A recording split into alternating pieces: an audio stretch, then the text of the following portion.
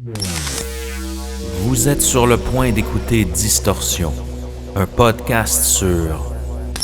If he had gone into the mainstream straight world of computer programming and technology, we would be lauding him on the cover of magazines for his success in terms of what he built. But instead, he sort of used that knowledge and that ability to create this empire on the other side of the law. Des histoires étranges de l'ère numérique.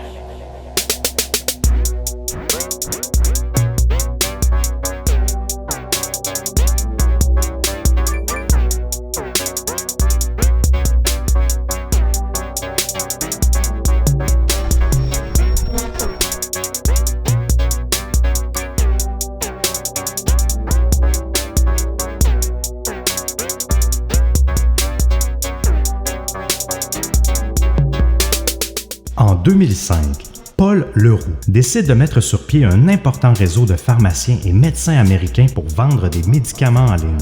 Profitant d'une zone grise dans le système, Leroux s'enrichit et devient extrêmement puissant. Désirant toujours aller plus loin, il se diversifie dans plusieurs activités illégales à travers le monde. Trafic de drogue, d'armes et meurtres sur commande, pour ne nommer que celle-là. Malgré son intelligence, sa cupidité va finir par jouer contre lui. Au cours de ce dernier épisode d'une série de 2, nous concluons sur la montée et la chute de Paul Leroux. Sébastien Lévesque, comment ça va ce soir? Ça va bien et toi, Émile Gauthier? Ça va très bien. On entame notre deuxième épisode d'une série de 2 sur Paul Leroux, ce cybercriminel vraiment avec une vie rocambolesque. On vous en dit pas plus, mais si vous n'avez jamais écouté le premier épisode de cette série-là, on vous conseille de le faire. C'est déjà sorti la semaine dernière et lancez-vous là-dessus. Et là, ce qui est intéressant, c'est qu'il y a eu des développements en juin dernier, en juin 2020 sur l'histoire de Paul Leroux. Donc, dans ce deuxième épisode, on va revenir un peu sur ces faits-là, sur ce qui est arrivé tout récemment, mais aussi là, on va parler de toute sa montée et de sa chute aussi là, dans le monde criminel. Et vous allez voir, c'est assez particulier comme évolution et très passionnant. Oui, vraiment. Tout d'abord, qu'est-ce qu'on boit, mon cher Seb? On boit aujourd'hui, mon cher Émile, on boit la Sur Matcha Mangue de la brasserie La Barberie qui est située à Québec. Shout-out à La Barberie. Oui, ça fait longtemps qu'ils sont dans le game. Oui, exact. C'est des pionniers même dans le monde de la microbrasserie. Encore une fois, cette bière-là, elle contient du lactose pour un peu balancer l'acidité de la surette, du sur de la bière. 5,5% d'alcool. C'est une fusion parfaite entre une bière sûre tropicale et un matcha latte. Et moi, j'adore le latte, donc j'adore les bières sûres, donc je trouvais que le mélange des deux est vraiment bon. Donc, vous allez même y trouver des notes de mangue citronnée qui sont bien sûr adoucies par un enrobage crémeux du thé vert japonais. C'est excellent. Ben oui, quand même, c'est des saveurs qu'on est un petit peu moins habitué de retrouver dans la bière. Oui, c'est audacieux. Si vous voulez nous encourager via la tournée de bière, vous pouvez faire comme Sandrine qui nous a offert celle-là et nous offrir une tournée de bière via le distorsionpodcast.com. Il y a un onglet sur le site dédié à cela. Vous faites un don, comme ça vous pouvez encourager le show et en même temps remplir notre frigidaire. Oui. On a aussi un shout-out 5 étoiles sur Apple Podcasts qui nous vient de Chris de Français, mais qui habite au Canada en fait. Et sa review est intéressante. Il nous dit « Camionneur français fraîchement arrivé au Québec, je cherchais des podcasts québécois à écouter lors de mes voyages à travers l'Amérique du Nord. Un podcast addictif qui fait défiler les kilomètres plus vite au point de m'avoir déjà fait louper la sortie d'autoroute quelques fois. Oh, on s'excuse. En autant que ça arrive pas trop souvent. Exact. Donc, on a assez parlé, mon cher Seb. Est-ce qu'on est prêt à se lancer dans l'histoire rocambolesque de Paul Leroux? Oui, mais juste avant, mon cher Émile, nous devons dire un petit mot à propos de notre partenaire, la Faculté de l'éducation permanente de l'Université de Montréal. Elle, c'est celle qui enseigne aux adultes et où les admissions sont en cours actuellement pour le certificat en enquête et renseignement, mais également comme pour les 30 autres programmes qui sont offerts. Absolument. Il s'agit d'un certificat universitaire de 30 crédits pour toute personne passionnée d'enquête qui souhaite travailler dans les milieux professionnels et ou criminels. Au terme du certificat, vous serez en mesure de mener une enquête de A à Z. Ce certificat est parfait si vous voulez compléter une formation existante, réaliser un bac par cumul avec d'autres certificats ou encore réorienter votre carrière. Est-ce que ce serait une bonne formation pour, mettons, 2 podcasteurs qui s'intéressent aux enquêtes? Oh que oui, mon cher Émile, même que j'y pense un peu chaque jour. Moi aussi. Peu importe d'où vous venez, que vous soyez un distordu canadien ou européen, vous pouvez vous inscrire au certificat en enquête et renseignement à la FEP, la FEP.umontréal.ca fep.montréal.ca au fep.umontréal.ca et restez avec nous. Là-dessus, Seb, est-ce qu'on est prêt à entamer notre histoire? Oui, monsieur. C'est parti. Yeah. Donc, dans cette deuxième partie, mon cher Seb, on va... tout d'abord, où est-ce qu'on s'était laissé la dernière fois? On se rappelle, dans l'épisode 1, Paul Leroux avait soi-disant participé à la mise sur pied de TrueCrypt, un logiciel d'encryptage dont les bases sont encore utilisées maintenant. Exact. Puis, par la suite, il avait fondé une entreprise qui est RX Limited, et on avait juste effleuré le sujet, mais aujourd'hui, on va entrer un peu plus en profondeur, puis vous allez voir qu'il va monter toute une espèce de stratagème dans le milieu de la vente en ligne de médicaments, mais vraiment dans une zone grise du système. Oui, exact. Vous allez voir, il est tellement intelligent, ça n'a pas de bon sens. Même s'il ne l'a pas utilisé à bon escient, c'est quelqu'un de très, très brillant. Je te laisse commencer.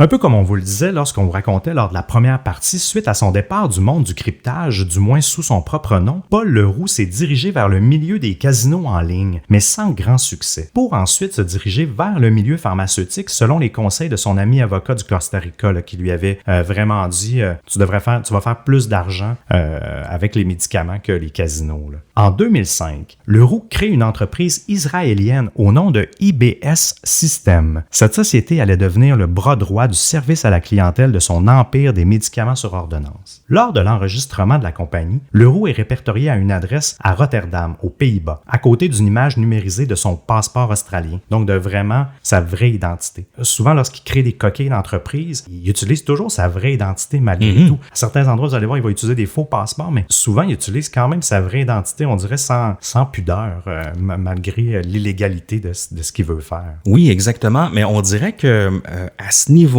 quand il crée justement ces entités, il est pas encore 100% dans l'illégal. Non, exact. T'sais, il reste dans les zones grises, tout ça. On dirait que c'est par la suite, quand il va prendre vraiment une tangente, puis vous allez voir, ça va aller loin, là, son investissement dans le monde du crime organisé, puis du trafic de plein d'affaires. Ça va aller loin. Là, on parle de même des meurtres sur commande, des gens qui meurent étrangement sans trop savoir pourquoi. Mais on dirait que c'est à ce moment-là qu'il a commencé à complètement déborder dans le monde interlope, puis que c'est à ce moment-là qu'il s'est sûrement dit j'aurais dû être prudent dans le passé. Oui, exact. Mais même à ça, vous allez voir, c'est autre chose qui a fini par le coincer.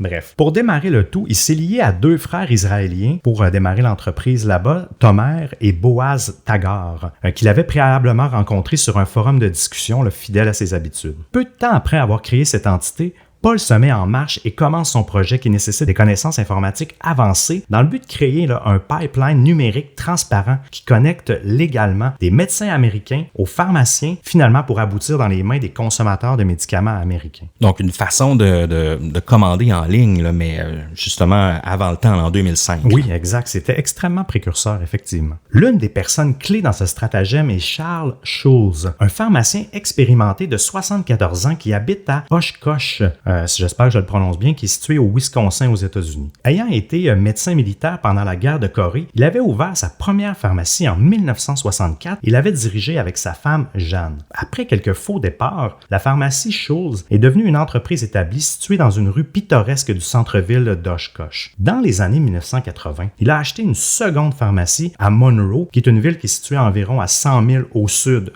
d'Oshkosh. C'est un drôle de nom, hein? Oshkosh, on dirait que tout le temps que j'ai l'impression de dire un mauvais mot.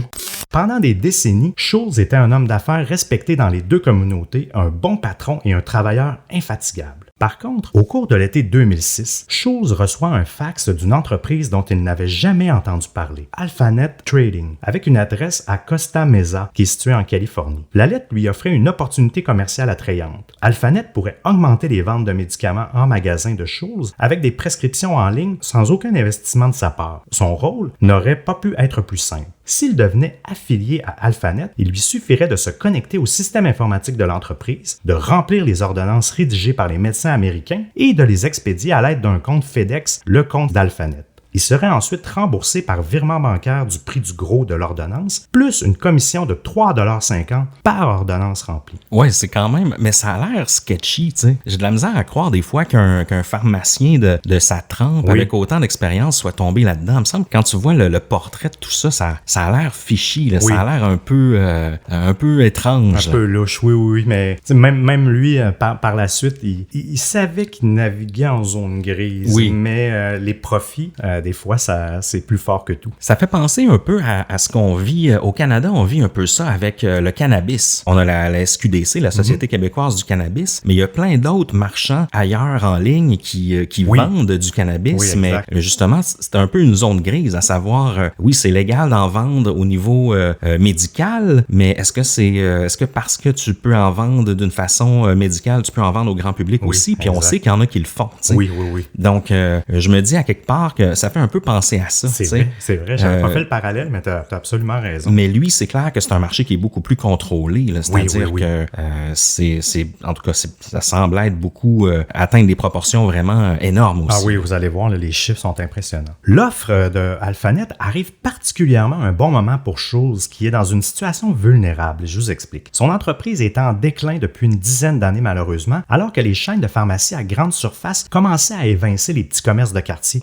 C'est vrai, dans ces années-là, début 2000, c'est là qu'il y a eu Walmart, etc., les shopping, shopping mart, les pharmaprix au Québec et tout ça ont pris énormément de place et c'est devenu des très, très gros joueurs et évidemment, ils ont tassé un peu les petits pharmaciens de quartier. Là. Ben oui, tu pouvais presque justement aller chez Jean Coutu puis avoir à l'époque même un paquet de cigarettes avec ta prescription médicale. C'est vrai. Ça a changé puis même maintenant, tu peux quasiment faire une épicerie dans une pharmacie. Ben oui, non, exactement. Sa famille, quant à elle, était assiégée par des problèmes de santé. Son fils souffrait d'un trouble neurologique qui nécessitait vraiment des soins presque à temps plein. Et Schulze lui-même avait été frappé par une série de petites crises cardiaques provoquées en partie par le stress que lui causait de maintenir son entreprise à flot. Et les longues heures passées aussi à faire la navette entre ces deux magasins, là, autant à Oshkosh qu'à Monroe, parce que je vous rappelle, il y avait 2 pharmacies. Au début, Schulze a ignoré l'offre. Il a ensuite fait quelques recherches en ligne pour déterminer si c'était une vraie entreprise ou s'il avait affaire à une arnaque. Finalement, il prend sa décision et contacte le recruteur de Alphanet.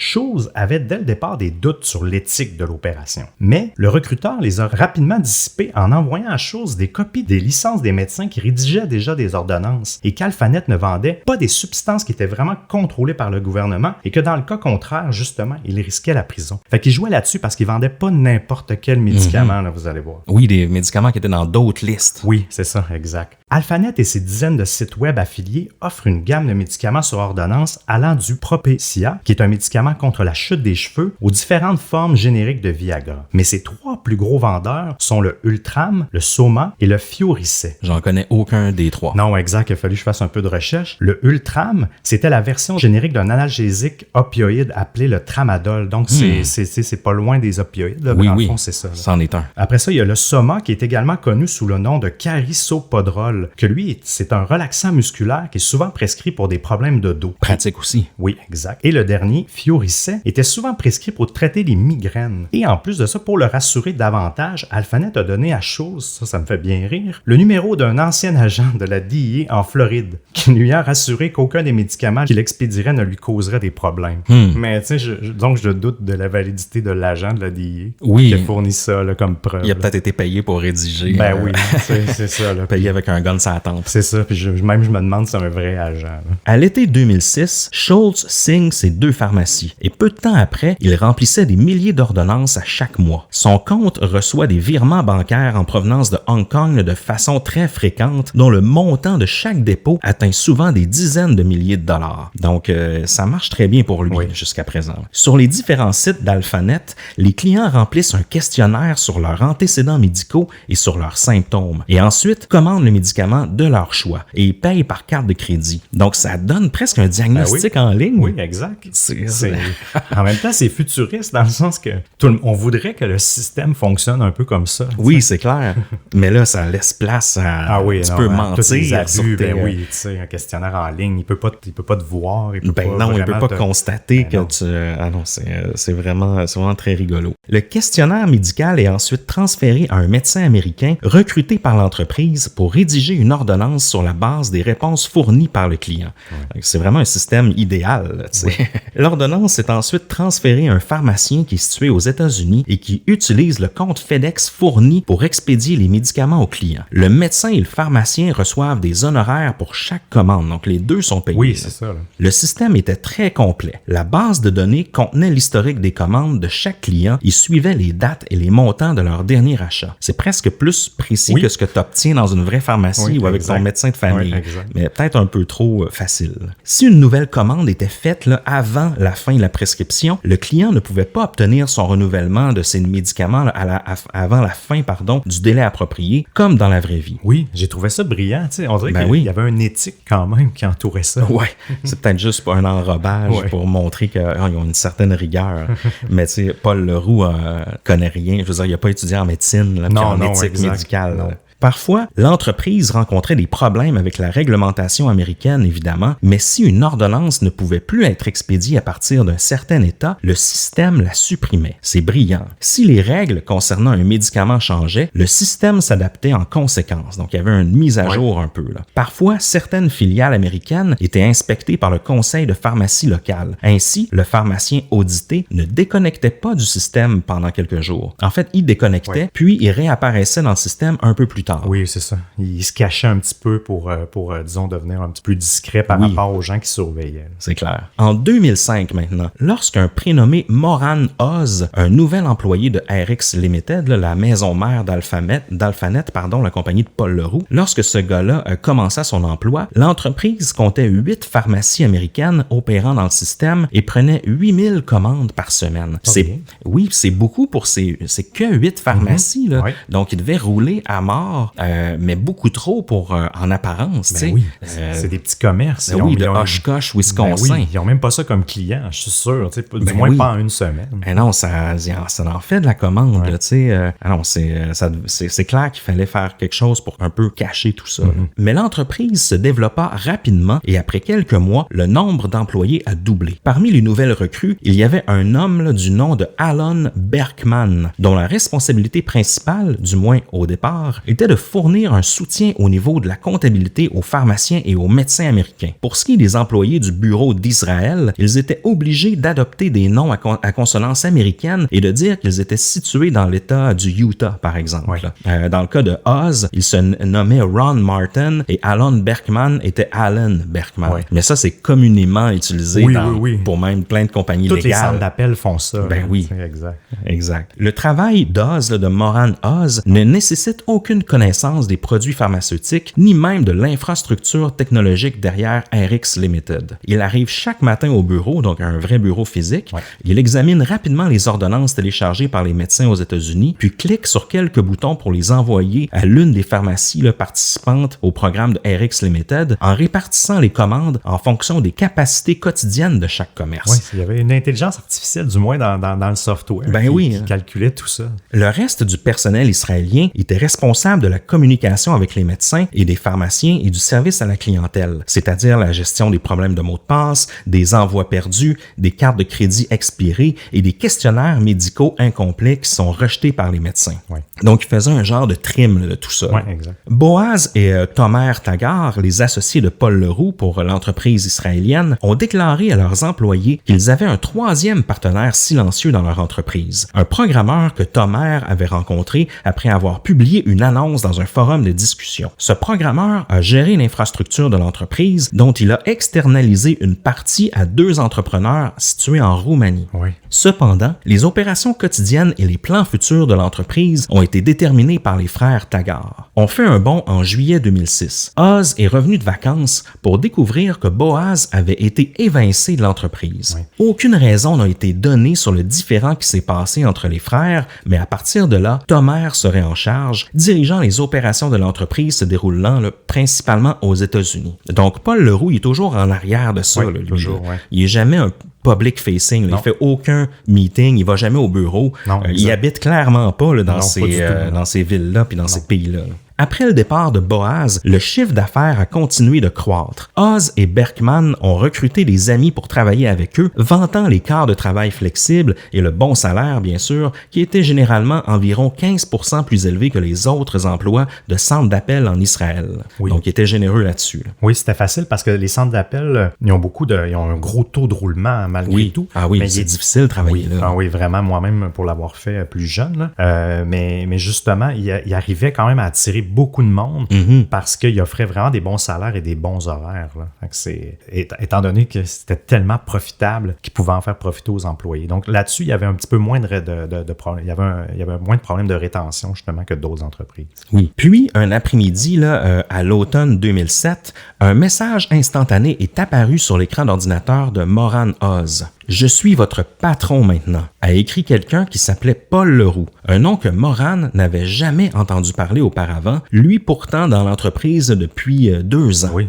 Il n'y avait aucune explication, aucun signe de blague, simplement une déclaration selon laquelle, auparavant, il a été sous la charge de Tomer au début, mais que dorénavant, Tomer ne faisait plus partie de l'entreprise. Et là, le message disait « À partir de maintenant, vous vous rapporterez à moi ». Et c'est ce qu'a déclaré Paul Leroux. Donc, il savait même pas que lui existait et qu'il était en arrière de tout ça. Là. C'est weird. Là. Ah oui, ça montre à quel point il était bien caché. Oz a alors appelé Tagar, qui a rapidement expliqué que Leroux était un programmeur sud-africain vivant aux Philippines. Tagar se retirait de l'entreprise pour cet ancien partenaire silencieux, a-t-il déclaré. Quand Oz lui a demandé pourquoi, il a seulement dit qu'il avait travaillé trop dur et qu'il voulait voir ses filles grandir. Ça, c'est louche. Hein? Puis j'ai pas trouvé d'autres explications sur son départ. Oui. Je sais pas c'est quoi la chicane qu'il y a eu avec Paul, parce que vous allez le voir, là, c'est un patron assez difficile et il y a la mèche très courte. Oh oui. Mais on n'a pas de détails, mais il semble toujours en vie. C'est ça la bonne nouvelle.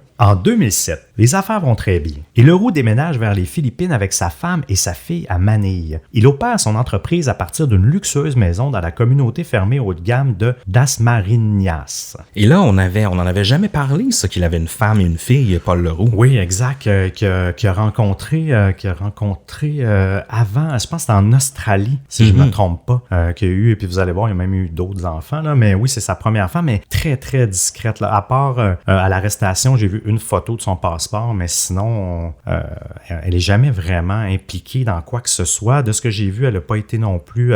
je pense qu'elle a été arrêtée, mais je pense pas qu'elle a eu des charges contre elle en tant que telle. Là. Avec des revenus se chiffrant dans les centaines de millions de dollars, le mode de vie de Leroux a changé à certains égards, mais il est resté le même pour certaines choses. Selon plusieurs anciens associés, il est connu pour se vanter avec détail de ses conquêtes extra-conjugales. Il aimait également les maisons luxueuses, mais pour le reste, il n'était pas très extravagant. Il voyageait toujours en tongs, là, en sandales et en shorts. Là. C'est quelqu'un toujours qui était habillé bien simple. En 2008, Leroux, qui jadis publiait en ligne sous son propre nom, avait disparu, remplacé par un homme obsédé par le secret. Ses activités pharmaceutiques étaient réparties sur des dizaines d'entreprises écrans enregistrées dans le monde entier, avec des noms comme, ça sonne tellement années 2000, c'est ce que tu disais dans le premier épisode, puis c'est tellement vrai, Ajax Technology. Le pire, c'est Ajax, c'est une vraie technologie. Oui. C'est du code, là, c'est une sorte de JavaScript. Bref, il y avait SICOM, il y avait GX Port et Southern Ace. Puis Southern Ace, c'est drôle parce que c'est l'As du Sud, c'est un Africain du Sud. Tu sais, souvent, il jouait un peu avec ça. Il laissait des petits indices. Là. Mais c'est clair qu'à partir de ce moment-là, il doit tenter de se cacher le plus possible, puis il doit devenir paranoïaque aussi. Oui, exact.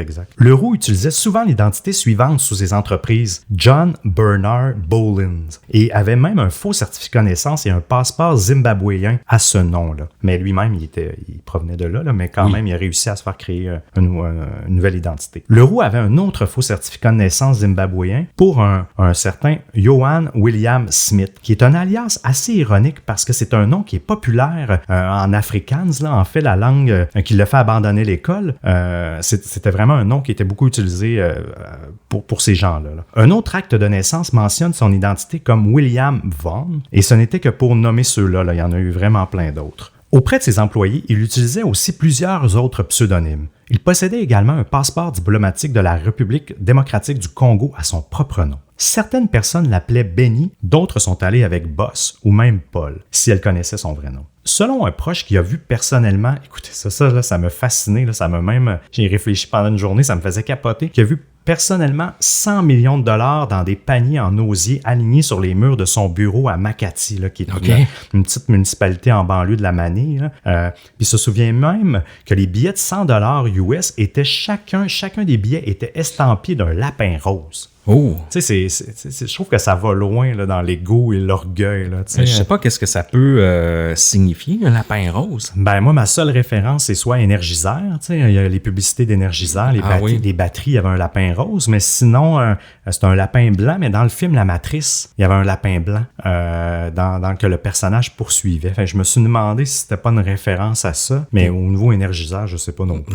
Ouais, je sais pas si c'est pas un signe de, je sais pas, d'un cartel de cette région. Ou quelque chose comme ça. S'il y a des distordus là, impliqués dans le trafic de toutes sortes, là, laissez-nous savoir ce que ça veut dire selon vous, des lapins roses. Mais crime, 100 millions de dollars en coupure de 100, c'est beaucoup. Là, dans des paniers en osier. Oui, c'est fou. Là. Puis il disait, c'est trop une scène de film, de cartel. Oui, exact, c'est surréaliste. Puis même cet employé-là, il disait, c'est tellement drôle. Il dit, quand je suis allé le visiter, il dit, il y avait tellement de serviteurs pour n'importe quoi. Là, tout ce qu'il faisait, il commandait. Il faisait rien lui-même. Là. Il disait qu'il était vraiment entouré de nounous puis de tout ça pour à peu près tout faire dans il y avait un entourage. Là, oui, vraiment. Là. Malgré tout l'argent qu'il possède, Leroux en veut toujours plus et veut être encore plus puissant. L'enfant qui s'était enfermé longtemps dans sa chambre se perdant dans le code était allé aussi loin que ses compétences techniques pouvaient le mener là, avec RX Limited. Il voulait être un autre type d'homme d'affaires, un seigneur du monde obscur. Mais pour vrai, là, dans le monde réel, pas seulement dans le monde virtuel. Selon un de ses anciens associés israéliens, il voulait faire encore plus d'argent rapidement que via les médicaments et diversifier ses sources de revenus. La seule façon de faire était bien entendu illégale. Il vivait un peu comme dans un film, et son côté sombre s'est développé davantage avec tout l'argent qu'il amassait chaque jour. Parce que, je ne vais pas de tout de suite vous donner les montants, là, mais c'est astronomique là, l'argent qu'il générait là, à chaque jour. Là. Toujours dans le domaine de la vente de médicaments. Juste ça, là, oui, exact. Puis ça, en fait, ça l'a financé à peu près tous les autres secteurs. Puis ça fait pas tant de temps que ça qu'il fait ça, là, parce qu'on est quoi? On est environ en 2009 dans la chronologie. Là, fait que ça fait quand même 4 ans. 4 ans, oui, c'est exact. quand même long pour une entreprise criminelle du genre. Oui. Parce que les entreprises du dark web durent moins que ça. Des fois, exact. C'est 2 mois. Là. Oui, exact. Je pense que la moyenne, c'était même pas 6 mois. Là. Oui. Non, exact. Puis lui, en fait, souvent, c'est drôle parce que quand je faisais de la recherche sur Paul Leroux, souvent, on le comparait au prince du dark web ou le Jeff Bezos du dark web, mais il n'a jamais rien fait sur le dark web. C'est vrai, ben non. Il a tout fait ça sur le web légal, là, sur le web de surface. Là, tous ces sites web, tout était sur le web de surface. Donc, je trouvais ça drôle de l'associer au dark web parce que c'est même pas le cas. Là. Oui, il y a beaucoup de choses qui faisaient Leroux, puis on va y arriver, qui sont plus dans le dark world, mais le vrai monde. Là, oui, c'est ça, exact. Là. C'est plus un vrai caïd, c'est qu'un Jeff Bezos du dark web. Là, c'est plus un espèce de Escobar du médicament c'est vrai que c'est ça. Ou de plein d'autres choses. La richesse amplifie les impulsions naturelles de Leroux ainsi que son avidité, son impatience et son sentiment de supériorité. Un matin du début de 2009, Moran Oz, là, notre fameux employé là, de 26 ans dont on vous parlait plus tôt, qui est devenu directeur d'un des centres d'appel israéliens chargés du service à la clientèle, s'est retrouvé à marcher sous une pluie de balles. Un instant auparavant, c'est assez fou. Là. Un instant auparavant, il était assis sur le pont d'un petit yacht qui appartenait à Paul, naviguant juste hors de vue du littoral philippin. Puis, il s'est retrouvé dans l'eau, le bateau reculait vers lui et les 3 hommes qu'il pensait être les partenaires d'affaires de son patron, Leroux, se tenaient au-dessus de lui. 2 d'entre eux étaient armés et l'un a commencé à tirer dans l'océan près de Oz. Il lui a dit « C'était pour les requins » lorsque les tirs ont finalement cessé. « La prochaine fois, ça sera pour toi. » L'homme tenait un téléphone satellite dans les mains, parce que pour appeler, communiquer sur l'océan. Là. Puis il lui dit « Vous volez Paul. Vous devez nous dire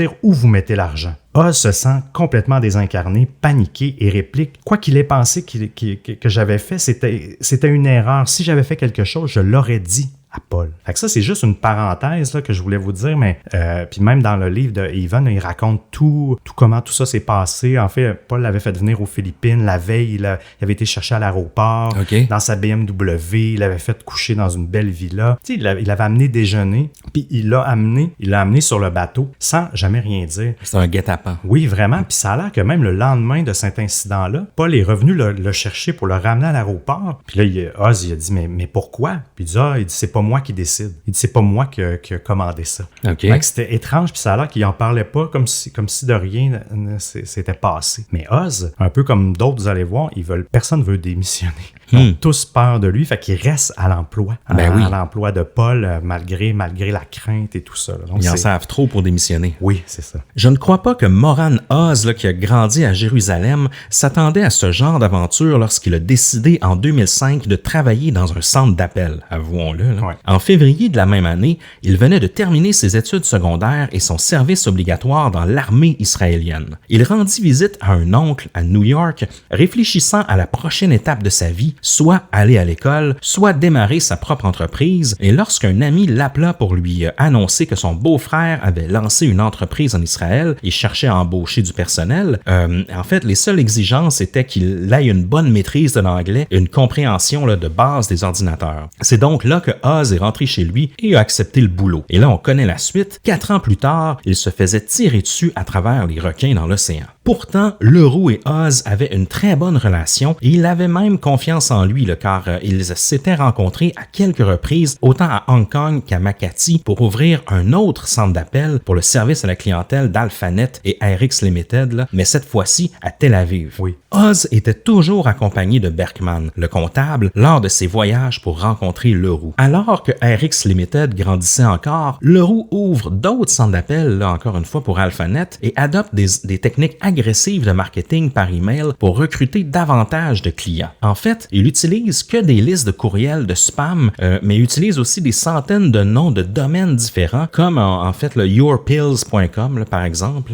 Comme ça, ça fait en sorte que le même site se retrouve spammé partout. Là. Oui, exact. Et ça évitait aussi, une des raisons aussi pourquoi il faisait ça, c'est que souvent, veut pas, les envois se faisaient spammer, donc ils tombaient sur des blacklists. Oui, ils se faisaient bloquer. Oui, c'est ça. Fait que donc, en ayant tout le temps différents noms de domaines, mais ils pouvaient contourner tout ça. Les filtres et tout ça. Ouais. Aux Philippines, les nouveaux centres d'appel ont des noms tout autant originaux, tels que Dial Magic, Global iNet Bridge et des noms comme ça. Là. Et c'était également la même chose pour ceux ouverts en Inde. Pour combler les postes de direction, il s'est tourné vers Oz et Berkman qui devaient recruter des Israéliens pour aller travailler aux Philippines. Il avait acheté plusieurs condos pour loger les employés venus de l'extérieur. Donc, il y avait quand même un certain décorum là, pour les nouveaux employés. Oui, vraiment. Puis ça a l'air que, justement, je pense que c'est Oz qui disait qu'il a acheté des tours à condos.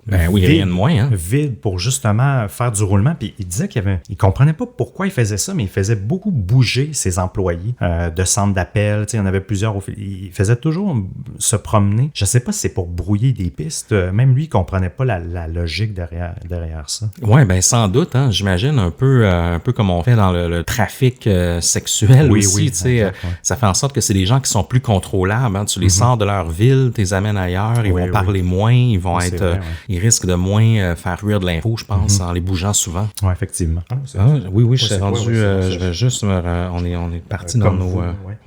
Comme vous pouvez le constater. Comme vous pouvez le constater, les affaires roulent toujours rondement là, pour Leroux et c'est également la même chose pour Charles Schulz, là, le pharmacien d'Oshkosh au Wisconsin, on se rappelle de lui. Là. Le système Alphanet lui fournit un flux régulier d'ordonnances rédigées par des médecins situés partout aux États-Unis. Les représentants d'Alphanet, qu'ils connaissaient là, par des noms comme Mike Gilmore et Will Morris, ont toujours résolu les problèmes lorsqu'ils se présentent et étaient toujours disponibles par téléphone et par email. Encore une fois, c'est des noms qui sont typiques, des faux noms. En un seul jour, là, par exemple, en juillet 2010, la pharmacie a rempli et expédié 973 ordonnances et en décembre 2011, 575. C'est ses records, ça. Mais c'est beaucoup.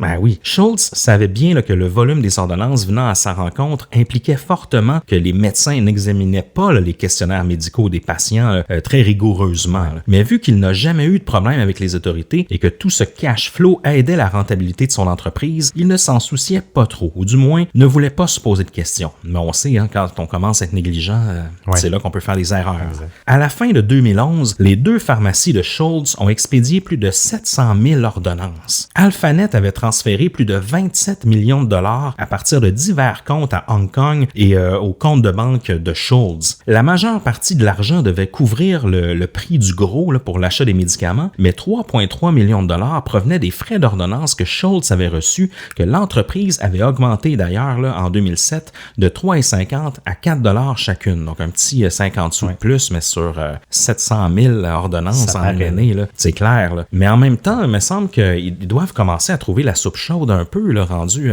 4-5 ans après l'opération là, d'un site comme ça. Oui, tu vas voir. Parmi les centaines de milliers de colis que Schultz a envoyés, il n'en faudra que 6 pour découvrir le stratagème frauduleux. Entre 2007 et 2010, un client du Minnesota a passé une demi-douzaine de commandes du médicament Soma et Fioricet, dont on vous a parlé plus tôt, à partir de 5 sites web qui étaient contrôlés par Alphanet. Les questionnaires médicaux des clients ont été traités par 4 médecins différents, dont les ordonnances ont été remplies à leur tour par Schultz Pharmacy et Medicine Mart. En fait, c'est ces 2 pharmacies. Ce fameux client était plutôt un agent spécial de la DEA. Oh yeah! Donc, la Drug Enforcement Administration des États-Unis, là, ceux qui régularisent, pas régularisent, mais qui contrôlent la drogue. Là, et les médicaments, oui. Exact, oui. La DEA était tombée sur le chemin de RX Limited presque par accident. C'est lors d'une enquête sur une pharmacie à Chicago en 2007, donc environ 2 ans après le début de tout ça, il y a des agents qui avaient découvert que l'entreprise semblait expédier des grandes quantités de médicaments sur ordonnance à l'aide d'un seul compte FedEx. C'est vrai que c'est louche, là, parce qu'ils utilisaient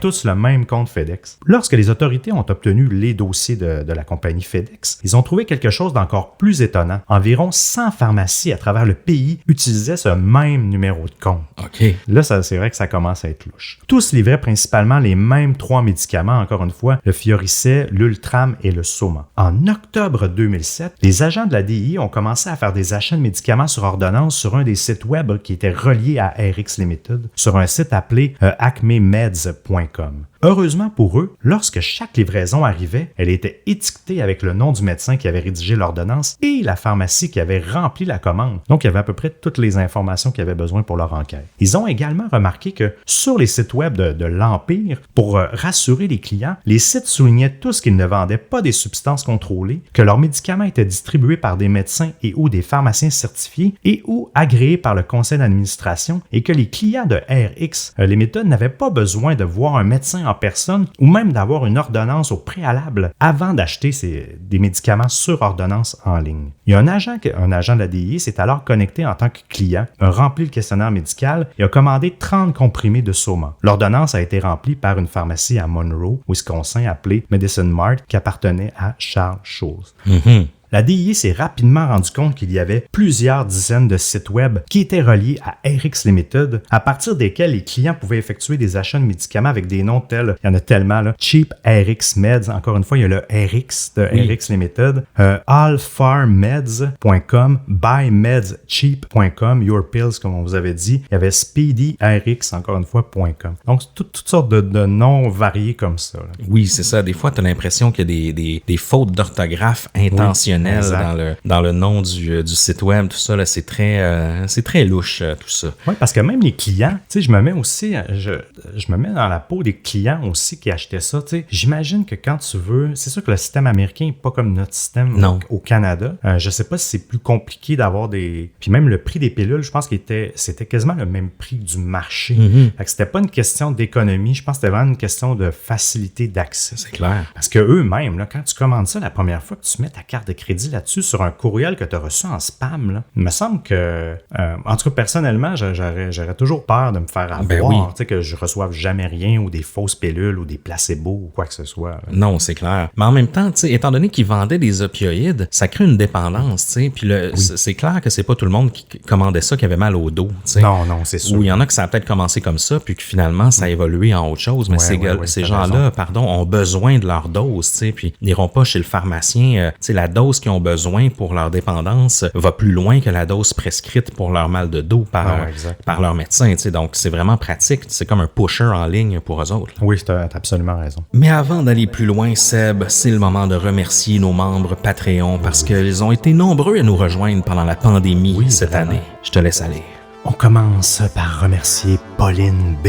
Merci à toi. Un gros high five à Xena. Aussi un remerciement à la mystérieuse Maya. Aussi un gros shout-out à Apple Plow. On donne de l'amour à Nicolas T. On veut remercier du fond du cœur Jeanne E. Un high five à Julie H. Une bonne poignée de main virtuelle à Jonathan VC. Merci à toi, Simon D. Aussi un gros shout-out à Maxime C. Sans toi, on pourrait pas faire le show. Et un autre remerciement pour le ou la mystérieuse Lempika. Un high five à Joanie M. Merci à toi. Et merci Catherine L. de ton soutien. Aussi Isia B. On pourrait pas faire le show si t'étais pas là. Et pour conclure, David Q. Merci énormément. Oh oui.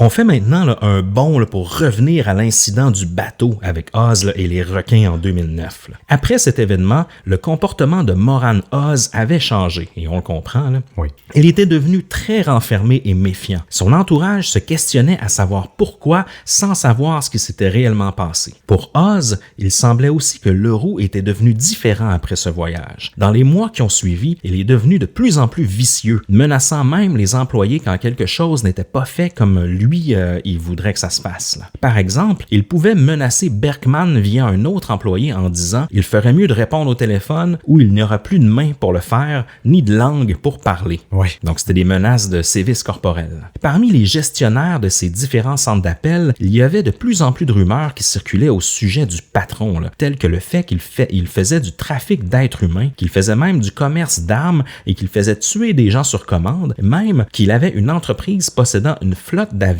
et embauchait des gens pour s'envoler vers d'autres pays afin de faire de la contrebande de drogue. Là. Donc, beaucoup de rumeurs à son endroit. Pour eux, cela ressemblait à une bande dessinée ou encore à un film d'action. Ils ne pouvaient pas croire là, que tout ça était bel et bien réel. Oui. Cependant, la question est de savoir pourquoi les employés qui ont dirigé là, dans les différentes entreprises de Leroux ne l'ont pas abandonné une fois qu'elles ont commencé à apprendre là, des faits troublants sur lui et sur l'entreprise. Donc, c'est un peu la grande question. Oui. La réponse était assez simple. Ils pensaient que Leroux les ferait assassiner s'il les faisait. Donc, c'est la peur, évidemment. Oui, comme Hunter l'avait mentionné au départ pour sa défense dans l'épisode 1, où on parlait de cet homme de bras là, de Leroux. Joseph.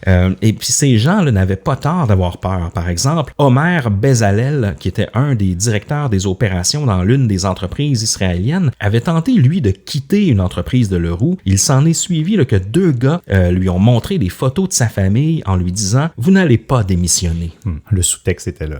Oui. Vers 2011 maintenant, Leroux a commencé à disparaître pendant de longues périodes. Aucun des employés de haut niveau ne savait où il se trouvait ni ce qu'il faisait. Sauf que lorsqu'il refaisait surface, il était plus menaçant qu'auparavant. Il éclatait constamment en colère pour des choses banales. Tous les employés étaient terrorisés. Parallèlement, en août 2011, le gouvernement américain déclara illégale la distribution de du médicament Soma à travers les frontières des différents États. Il s'agissait de l'un des produits pharmaceutiques phare de RX Limited, et lorsque les pharmacies n'ont plus été en mesure de l'expédier, le tiers des activités commerciales de la société de Leroux s'était évaporé du jour au lendemain. C'est fou, hein? C'est ça, il bloquait vraiment parce que... Mais ça arrive, ça. C'est comme le fameux Actavis, le sirop contre la toux, contenant de la codéine que les rappers boivent avec du 7-Up. Là, ça aussi, ça a été interdit. Ça arrive souvent qu'ils vont bannir des médicaments comme ça, surtout s'il y a des risques d'addiction. En fait, c'était ça la raison principale. Là. Leroux a donc décidé de fermer le bureau de Tel Aviv et de déplacer tout le service client aux Philippines. À ce moment-là, Oz et Berkman, toujours au poste, ont aidé au bien des opérations de déménagement en expédiant les ordinateurs et le mobilier de bureau à Manille. En 2012, Leroux annonce également qu'il réduisait également les effectifs du bureau de Jérusalem. Donc, il n'y a pas le choix de couper. Oui, exact. Les transferts bancaires qui provenaient normalement des comptes de Leroux à Hong Kong ont commencé à arriver de lieux étranges, de lieux différents et nouveaux. Ensuite, ils sont devenus sporadiques, donc moins réguliers. Oui, exact, parce que Leroux, en fait, il avait vraiment l'habitude de toujours payer à temps des grosses sommes d'argent sans problème, là, c'est ce qu'il disait, mais là, à ce moment-là, on le sentait là, qu'il y avait des problèmes de cash flow.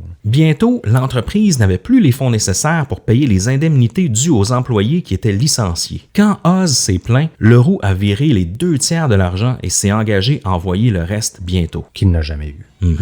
En mars 2012, presque 5 ans après le début de l'enquête, des agents d'ADI se présentent à la pharmacie de Schulz à Oshkosh, armés de mandats de perquisition. Schulz a immédiatement reconnu son implication dans le stratagème et a remis ses ordinateurs et ses dossiers clients sans broncher. Il a également accepté de maintenir sa relation professionnelle avec ses contacts d'Alphanet et il a laissé les autorités enregistrer les appels téléphoniques parce qu'il avait besoin de preuves. Il leur a même attribué une salle, un bureau là, pour s'installer à la pharmacie tout en leur servant du café au quotidien. Je trouvais ça un peu rigolo, là, mais il prenait soin des agents de la DIA sûrement pour apaiser les charges contre lui. Pourquoi Schulz? Pourquoi lui a été ciblé? En fait, la DIA avait en sa possession le plus grand fournisseur de RX Limited, un pharmacien de 80 ans dans le Wisconsin.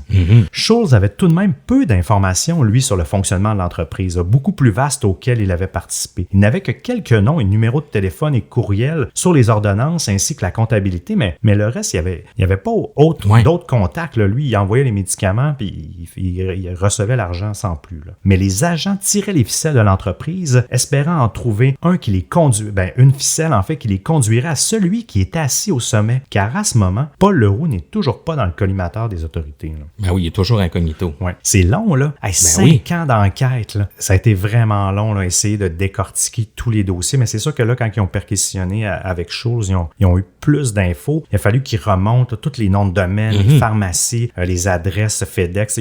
Ça a été vraiment un long travail d'enquête. Ah oui, monter des preuves dans un dossier comme ça, c'est colossal. Vraiment. Là. Puis, à la fin de l'été 2012, Paul Leroux a de nouveau disparu. Moran, Oz et les autres employés israéliens ont cessé d'avoir de ses nouvelles. Des rumeurs circulaient selon laquelle il était entré dans la clandestinité parce que les autorités avaient intercepté l'un de ses bateaux qui contenait des armes et de la drogue. On va y revenir. Les virements de Hong Kong et des autres comptes ont même complètement cessé. Selon un ancien manager, il se doutait qu'il s'était passé quelque chose. Il a même avoué que ceux-ci priaient pour qu'il soit mort. Il souhaitait qu'il soit décédé. Là. Par contre, même s'il semblait absent, Leroux continuait de se diversifier et donnait des tâches entièrement nouvelles à ses employés des Philippines dans des secteurs d'activité assez nouveaux pour eux, là, qui n'étaient pas nécessairement habitués de gérer. Par exemple, il y a un ami de Oz qui avait été mis en charge d'une entreprise d'exploitation forestière en République démocratique du Congo. Comme on vous disait, tantôt, il y avait même un faux passeport à son identité au Congo, justement. Là. Donc, il se diversifiait dans toutes sortes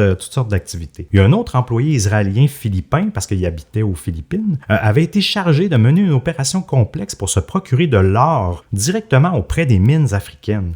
D'autres encore étaient embauchés pour garder les maisons que Leroux possédait à Hong Kong. Leroux, justement, ça a l'air que dans son style de gestion, il faisait quand même rapidement confiance aux gens et il donnait beaucoup de responsabilités. Il fallait juste pas que tu te plantes, mais souvent, il te lançait, c'est ça, il te donnait une tâche, même sans se soucier si tu avais de l'expertise là-dedans ou quoi que ce soit, puis les gens se démenaient, mais il y arrivait aussi. Mais c'est vrai que ça doit être assez drôle. Tu es engagé pour travailler dans un centre d'appel, puis là, tu te mets à gérer du trafic d'or ou des industries forestières. Donc, je me mets dans la tête encore des employés. Ça doit être assez particulier, mais encore une fois, il les payait bien. Puis on sait, aux Philippines, tu n'as pas besoin de payer cher pour que ça soit bien payé. Donc, d'après moi, c'est aussi pour cette raison-là que tout se passait quand même bien. Oui. Puis le point de l'or, tu sais, évidemment, là, quand on en parlait, moi et Seb, quand on recherchait sur cette histoire-là, eh bien, on se disait qu'on aurait pu faire une saison entière sur Paul Leroux. Donc, il y a certains dossiers qu'on va vous parler un petit peu moins qu'on aurait voulu.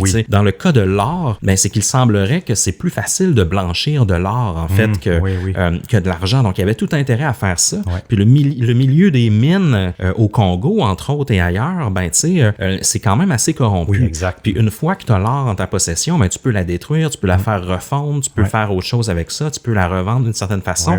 C'est moins tracé, tu peux la faire disparaître plus facilement. Donc, il y a une de ses grandes couvertures à Paul Leroux au niveau de sa fortune, c'était de changer l'argent en or d'une certaine façon. Là. Donc, il n'y avait pas le choix d'être dans le monde de l'exploitation forestière, exploitation minière, tout ça pour réussir à cacher un peu sa fortune. Blanchir son argent. Le 20 août 2009, une importante cargaison d'armes illégales a été saisie sur un navire au large de Mariveles, une ville portuaire dans la province de Bataan, à 3 heures à l'ouest de Manille, aux Philippines. Un pêcheur local avait alerté les douaniers qu'un cargo suspect s'était ancré près de la côte. Lorsque 3 officiers du port se sont rendus à bord du navire, ils ont constaté qu'il n'avait pas de drapeau national, bien que le mot Panama ait été peint sur sa coque. Ils sont montés à bord du navire et ont interrogé le capitaine, un Sud-Africain du nom de Lawrence John Byrne. Il disait provenir du Congo. Un officier a remarqué 20 grandes caisses en bois non identifiées sur le pont. Lorsque Byrne n'a pas été en mesure de déclarer le contenu des boîtes, l'officier a appelé ses supérieurs et là, une équipe d'agents des douanes est arrivée à bord avec les renforts de la police nationale des Philippines et des gardes-côtes. Dans 3 des caisses, ils ont trouvé 54 fusils d'assaut. Une 4e contenait 45 baïonnettes, qui est une arme blanche conçue pour s'adapter sur le canon d'un fusil, et 120 chargeurs d'armes à feu vides. Ouais. Donc, il y avait du stock là-dedans. Là. Par contre, au moins 16 caisses d'armes avaient déjà été déchargées et récupérées par d'autres petits bateaux avant que les autorités n'arrivent. Là. Parce qu'on sait, souvent, ils vont faire une diversion, puis le reste de la cargaison va partir ailleurs. Cette année-là, c'était une année électorale aux Philippines et les autorités craignaient que l'afflux d'armes à feu n'annonce une vague de terrorisme politique. Certains pensaient que ces armes étaient destinées à des groupes rebelles opérant dans le sud du pays, y compris les militants d'Abu Sayyaf, un groupe terroriste lié à l'époque à Al-Qaïda. Finalement, les armes étaient plutôt destinées à un marchand d'armes à Manille appelé Red, White and Blue Arms Incorporated. Tout ça était illégal bien sûr, mais ce qui est étrange, c'est que selon des documents classifiés de l'ambassade des États-Unis à Jakarta, publiés par Wikileaks, la vente d'armes à feu avait été approuvée par le ministère indonésien de la Défense, car au départ, la finalité du voyage, ça devait être l'Indonésie. Oui, exact. Donc, dans cette histoire aussi, 4 témoins gênants ont étrangement disparu. Un certain Jones, qui a aidé Leroux entre 2007 et 2011 pour toutes les activités en dehors du monde pharmaceutique, avait lui aussi très peur de mourir s'il quittait l'organisation. Il l'a ainsi aidé à développer pendant 4 ans des entreprises dans l'exploitation forestière, l'extraction de métaux précieux, entre autres l'or, mais aussi des transactions foncières, du transport de cocaïne et du trafic d'armes. Donc, toutes ces activités étaient réparties sur des dizaines de sociétés écrans enregistrées dans le monde. Donc, bien organisées encore une fois. Là. Ce qui est particulier, c'est que même après tout ce temps, personne ne sait exactement comment Leroux s'était impliqué dans le marché des armes, sauf le fait que ces organisations illégales étaient composées d'ex-soldats et de mercenaires comme le fameux Joseph Hunter ou Dave Smith, là, qui sont eux originaires de la Grande-Bretagne. Leroux avait embauché Smith quelque temps avant 2008 et était devenu son adjoint, chargé de coordonner les expéditions d'or à travers l'Afrique ou d'organiser des meurtres de personnes gênantes. C'est Smith qui, en 2009, s'est tenu au-dessus de Moran Oz, flottant dans les eaux au large de Subic Bay et qui l'a menacé de le tuer avec les requins. Oui. Il faut aussi préciser que Smith a été tué lui aussi par des employés de Leroux, car celui-ci avait commencé à voler de l'or, même de l'argent et de la cocaïne. Il a été mis dans une tombe encore en vie là, et criblé de balles. Et ensuite, c'est Joseph Hunter qui a témoigné de cet événement. Oui, parce que sinon, il n'y avait aucune trace de lui ou quoi que ce soit. Parce que lui, il disait qu'il n'était pas assez bien payé. C'est ce qui avait motivé son vol, mais connaissant Leroux qui surveillait tout, ça a été automatique. Là. C'était une petite tombe, ça a l'air en plus qui n'était pas profonde. Ils l'ont jeté dedans, puis ils ont tout dit ce qu'il a fait pas correct, mais il n'a pas eu la chance de s'expliquer ou quoi que ce soit. Ils l'ont descendu. Non, les politiques RH dans les entreprises de Paul Leroux... complainte salariale et enterré vivant. Oui, exact. Début 2012, les autorités américaines commencent à se rapprocher des opérations de Leroux. Ce printemps-là, il a échangé son refuge aux Philippines contre une nouvelle base à Rio de Janeiro. Leroux semblait voir le Brésil comme une porte de sortie vers un nouveau départ. Peu de temps après son arrivée, il s'est mis à générer de nouvelles affaires là-bas. Le premier dossier concernait un bateau transportant 120 millions de dollars de cocaïne provenant du Pérou vers un acheteur de l'autre côté du Pacifique. Alors qu'il finalisait les préparatifs pour l'expédition, une autre offre lucrative s'est présentée. Un associé de confiance de Leroux l'a contacté pour lui dire qu'il avait rencontré un représentant d'un cartel colombien qui voulait mettre sur pied une opération de méthamphétamine à grande échelle au Libéria. Le 11 mai, l'associé de Leroux s'est rendu à Rio pour une réunion. Les Colombiens voulaient des précurseurs chimiques, une installation et un chimiste évidemment pour fabriquer la méthamphétamine, en échange desquels il approvisionnerait Leroux en cocaïne. Les Colombiens ont demandé un échantillon du produit que Leroux pourrait les aider à créer. Une semaine plus tard, il a donné à l'associé son numéro de compte bancaire et les Colombiens ont effectué le paiement pour un échantillon de 24 grammes de méthamphétamine. Leroux a envoyé l'échantillon au Libéria et a fourni un numéro de suivi, comme tout paquet qu'on poste. Les Colombiens ont testé la méthamphétamine et ont constaté qu'elle était presque pure à 100%. Il était alors prêt à faire de la business avec lui. 100 kilos de méthamphétamine pour 100 kilos de cocaïne. Il me semble que, pas le plus grand spécialiste, mais il me semble que de la coke, ça vaut plus cher que des méthamphétamines. Mais peut-être que celle est pure. C'est là qu'on dirait que j'avais l'impression que, pas qu'il y avait une arnaque, mais il me semble que c'est pas un équivalent. Je ne sais pas s'il y en a qui travaillent peut-être dans la police ou dans le droit qui ont peut-être une idée plus juste. Mais là-dessus, j'étais embêté sur l'équivalence des deux. Peut-être que parce que les méthamphétamines, c'était facile à avoir puis de la coke plus dure. Tu sais, il y a peut-être un échange qui va au-delà de la valeur. Mais il y en a une qui est synthétique, mais en même temps... Oui, tu as raison. Ouais, bonne question. Moi non plus, c'est... ni une ni l'autre n'est une drogue que je consomme. Non, c'est ça. Tout ce qui était nécessaire pour conclure l'accord était que Leroux se rende au Libéria et rencontre le représentant du cartel. Il a pris un vol commercial vers Monrovia, qui est la capitale libérienne, et a atterri le 25 septembre 2012. Comme c'était souvent le cas avec Leroux et ses entreprises, l'échange était un plan audacieux, presque trop exagéré dans sa complexité. Mais cette fois, Leroux n'était pas celui qui tirait les ficelles. Le lendemain de son arrivée, le 26 septembre 2012, Paul Calder Leroux est arrêté au Libéria, en Afrique de l'Ouest, par la DEA et les autorités locales. La DEA avait réussi à lui tendre un piège via un des bras droits de Leroux, Robert McGowan, qui travaillait pour lui quand même depuis 2008 et à l'origine l'avait aidé pour ses entreprises forestières. C'était à la base, c'est comme ça qu'il l'avait embauché. Le lendemain de son arrivée en sol américain, Leroux a signé un accord acceptant de plaider coupable à ses deux chefs d'accusation, soit trafic de drogue et piratage informatique, en échange de l'immunité contre des poursuites pour tout autre crime qu'il pourrait admettre. Malgré ça, il demeurait emprisonné aux États-Unis et depuis son arrestation, il travaillait avec la DEA, les aidant à arrêter des tueurs à gages ou des trafiquants qui ont été souvent ses anciens associés. Donc, il est devenu un informateur pour les autorités depuis 2012. Puis comme on vous a beaucoup parlé dans le premier épisode, toute l'information concernant Leroux de l'enquête, même pour le dossier de Joseph Hunter, il n'y a rien qui sortait des autorités. Il n'y a jamais rien qui a été sorti. Tout ça est tout de même un peu nébuleux. On ne sait pas à quoi il les a aidés. Il n'y a aucune réponse pour ça, mais selon moi, il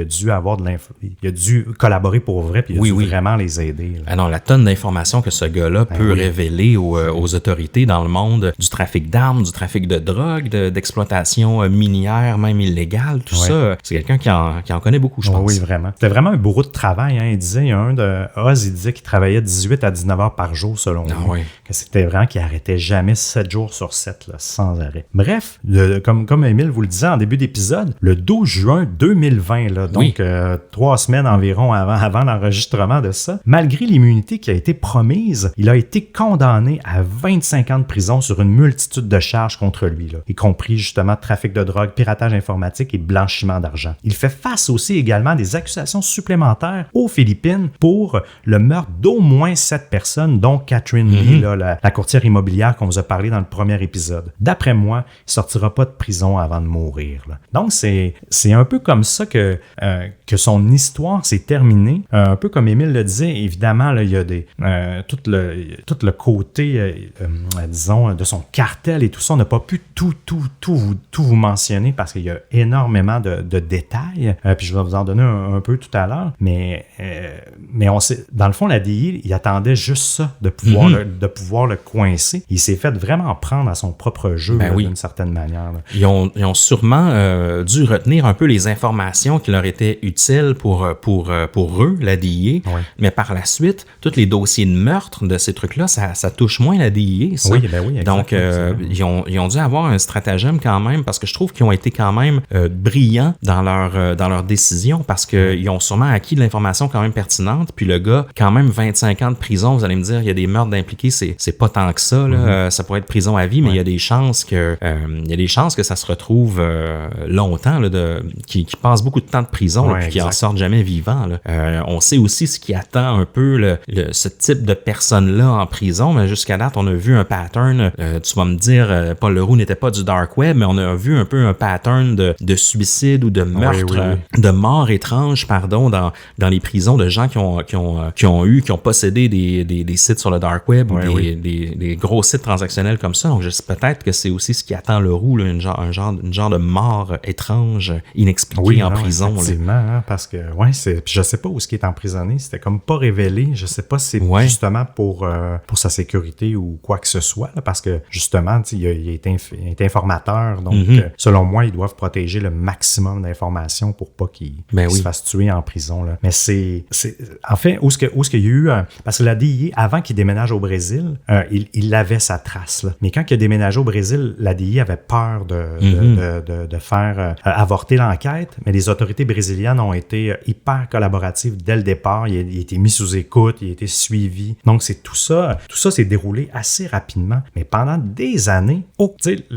Silence radio. Silence radio, lui, il faisait ses trucs sans trop se soucier, là. Puis même, je pourrais vous dire qu'en 2008, puis ça fait longtemps, là, je veux dire, dans tout ça, il avait eu peur de se faire prendre. Et il avait même fait fabriquer un faux certificat de mort. Au cas où. Oui, au cas où. Puis même sur la raison de la mort, il avait spécifié qu'il fallait qu'il ait été criblé de balles.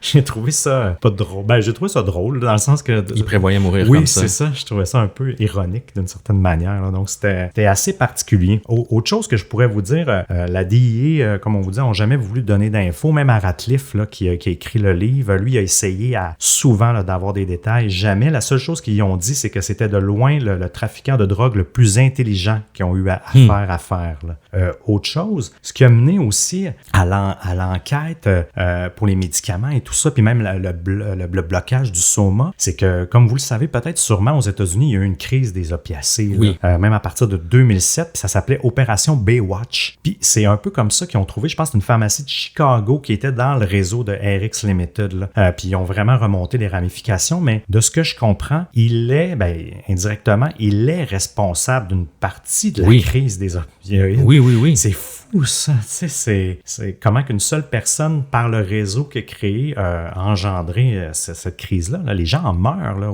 c'est fou. Ça, on dirait que ça, il ne semblait pas vendre de fentanyl à la base. Exact. Mais je suis sûr qu'il y en a qui devaient prendre ces médicaments-là puis tourner ça en d'autres formes. Là. Oui, c'est sûr que oui. Là, je suis convaincu. Je ne suis pas chimiste, mais bref, c'est fascinant. En fait, c'est l'histoire. Je pense que c'est le cas qui m'a le plus fasciné. Si vous voulez plus de détails, il est en anglais, le livre de Radcliffe. Vous pouvez vous le procurer. On va le nommer. Ça s'appelle The Mastermind. Mastermind, oui. L'auteur, c'est Evan Ratcliffe. Ouais. Vraiment, il a fait un super boulot. Évidemment, nous, on a lu son livre, on s'est renseigné ailleurs, aussi. Mais étant donné que c'est pas un cas qui a été énormément couvert par les médias traditionnels, Evan a vraiment fait un travail d'enquête vraiment approfondi. Là. Nous, on est des raconteurs ici. Là, on fait pas un niveau d'enquête que lui a fait, mais lui, il est allé parler à des proches de Leroux et des gens qui ont travaillé pour lui. Et même, c'est ce qu'on se disait hors d'onde avant d'enregistrer, ce gars-là, qui est un journaliste pour Wired, entre autres, a risqué sa vie dans cette enquête-là. Là. C'est quand même... je veux dire, Leroux a tué des gens pour moins que ça.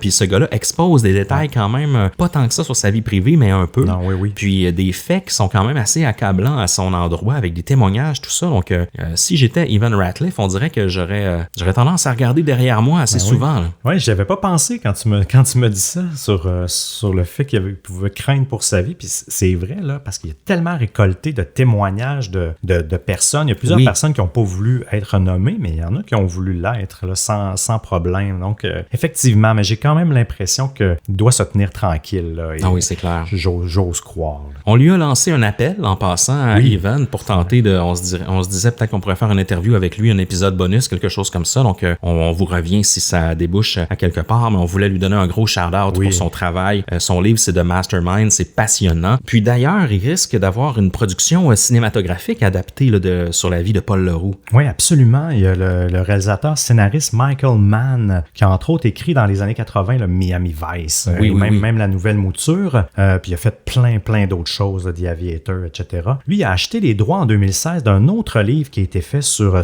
Paul Leroux, qui a été fait par Hélène Shannon. J'ai écouté plusieurs entrevues avec elle aussi. Elle aussi, elle a fait un travail excellent. Là, le livre, c'est Hunting Leroux. Je l'ai pas lu, évidemment, mais elle a fait un excellent travail. Donc, ils ont racheté les droits. En 2019, on a vu des nouvelles là-dessus, mais il n'y a pas de date de sortie officielle. Là, puis j'imagine qu'avec la COVID et tout ça, ça a dû retarder le déploiement. Peut-être quasiment à leur avantage, dans le sens qu'avec les nouveaux développements, ils ont peut-être pu intégrer ça. Mais honnêtement, j'ai hâte de voir une genre de docu-fiction là-dessus, ou un film, une fiction basée sur le livre. Je suis sûr que ça va être super intéressant. Moi, j'aime toujours ça, des biopics comme ça. Là. Puis justement, c'est tellement riche en scénario de film que je peux pas croire que ça pourra pas être bon. Mais non, exact. Donc, ça fait pas mal le tour, je te dirais, de l'histoire de Paul Leroux.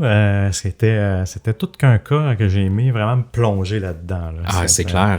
C'est longtemps qu'on en parlait, mais on savait pas trop comment aborder le sujet non plus, parce que c'est tellement une grosse histoire. Ouais. Je pense que le fait de l'avoir divisé en deux parties aussi, ça a permis un peu de séparer les différents sujets, puis en même temps de pas trop vous garrocher des choses, là, de l'information pour vous remplir le cerveau. Donc, ça a espacé un petit peu la chronologie des événements, même si c'est quelque chose qui est arrivé dans un délai quand même relativement court. On parle d'une dizaine d'années environ, mais qui se poursuit encore aujourd'hui. Donc, ça va être à surveiller. Aussi, on a enregistré un after show parce qu'un élément qu'on a volontairement omis de ces deux épisodes, c'est le fait que Leroux a été, on le soupçonne d'être à l'origine du Bitcoin. Oui, d'être le créateur. Oui, de la crypto-monnaie. Donc, c'est un sujet qui est très intéressant. On va enregistrer un after show à propos de ça pour nos abonnés Patreon, nos abonnés au forfait Oui Monsieur.